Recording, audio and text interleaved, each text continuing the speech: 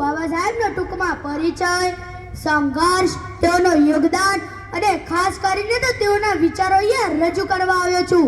તો ધ્યાનથી સાંભળવા નમ્ર વિનંતી. ગરજ ઉઠે ગગન સારા, समंदर छोड़े अपना किनारा. गरज उठे गगन सारा, समंदर छोड़े अपना किनारा. हिल जाए जहां सारा, जब गूंजे जय भीम का नारा.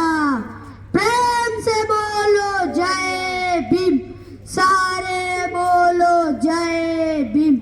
प्रेम से बोलो जय भीम, सारे बोलो जय भीम. धन्यवाद.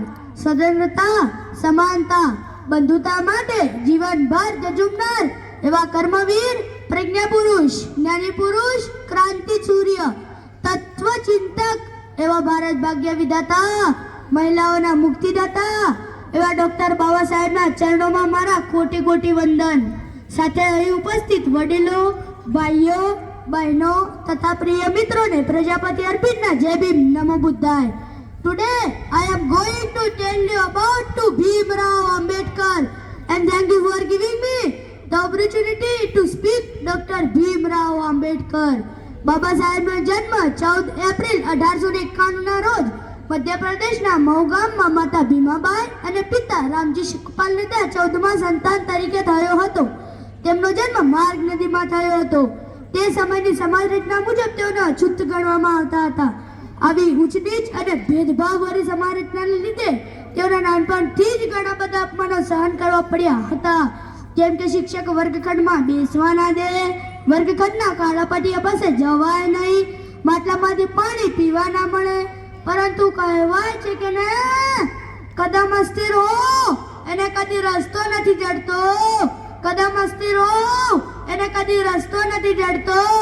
અડગ મનના મુસાફિરને હિમાલય પણ નથી નડતો. આ પંક્તિઓ ચરિત્રકાર કરતી એમ બાબા સાહેબ કે જેને વર્ગખંડમાં પણ બેસવા દેતા નહીં, એ આગળ જતા 9 ભાષાઓના જાણકાર અને એમની પાસે 32 જેટલી તો ડિગ્રીઓ છે. એમાંથી સર્વોચ્ચ ગણાતી એવી 5 ડિગ્રી તો ખાલી પીએચડી ની જ છે. मैं भीम की तारीफ कैसे करूं, मेरे शब्दों में इतना जोर नहीं.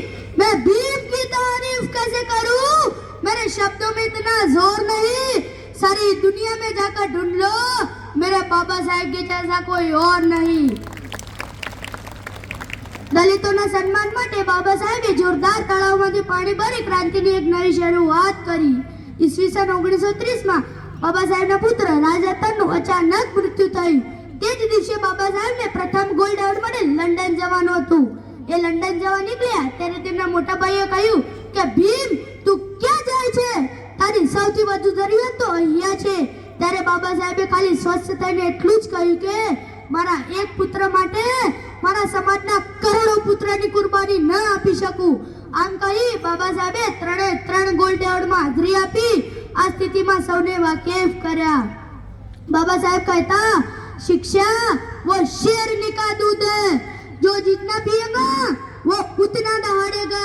અને સિંહની દહાડ દલિતોના અવાજનો પડઘો બની 3 ગોલ્ડ એવોર્ડમાં ગુંજી ઉઠી. ઈસવીસન 1930માં બાબા સાહેબે નાસિકના કાલારામ મંદિરમાં સ્ત્રીઓ અને દલિતોને મંદિરમાં પ્રવેશ કરવાનો સત્યાગ્રહ કર્યો. એ સત્યાગ્રહ માત્ર મંદિરમાં પ્રવેશ કરવાનો ન હતો, એ સત્યાગ્રહ સન્માન અધિકારનો હતો. એ અધિકાર કે જે એક જ ધર્મમાં હોવા છતાં શ્રમણો પાસે હતો પણ દલિતો પાસે નહીં. આજે પણ એવા ઘણા મંદિરો છે જ્યાં સ્ત્રીઓ અને દલિતોને મંદિરમાં પ્રવેશ કરવાની મનાઈ છે. એટલા માટે મને સાંભળી દરેક માતા તથા બહેનોને હું એટલું જ કહીશ કે સવારે વહેલા ઉઠી મંદિરમાં ફૂલ ચડાવતા પહેલા ડોક્ટર BR બાબા સાહેબના ચરણોમાં ફૂલ ચડાવજો. બાબા સાહેબે જ હિન્દુ કોર્ટ મિલ થકી તમામ મહિલાઓને અધિકારો અપાવ્યા છે, જેમ કે ભણવાનો અધિકાર, સ્ત્રીઓને મત આપવાનો અધિકાર, આંતરજ્ઞાતિ લગ્નનો અધિકાર, છૂટાછેડા મેળવવાનો અધિકાર, બાળક દત્તક લેવાનો અધિકાર. આવા તો ઘણા અધિકારો ડોક્ટર બાબા સાહેબે મહિલાઓને અપાવ્યા. बाबा साहब कहता शिक्षा ही सम्मान के मात्र एक रास्ता है, क्योंकि बिना शिक्षा के इतिहास का ज्ञान नहीं होता, और जो लोग इतिहास जानते नहीं वो कभी इतिहास बना नहीं सकते. स्त्रियों ने ઘરની 4 દિવાલોમાંથી બહાર નીકળી પોતાની સામર્થ્ય તક પણ ડોક્ટર બાબા સાહેબે જ અપાવી છે. બાકી મનુઆઓ તો એવું જ માનતા કે ઢોલ ગવાર શૂદ્રો પશુઓર નારી સકલ તંત્ર કે અધિકારી સ્ત્રીઓ અને દલિતોને જાનવર સાથે સરખાવનારી આ મનુઆઓની મનુષ્ય રુધિરે બાબા સાહેબે જાહેરમાં સળગાવી મૂકી.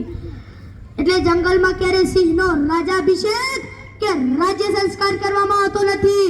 એ પોતાના પરાક્રમોથી જ જંગલનો રાજા બની જાય છે.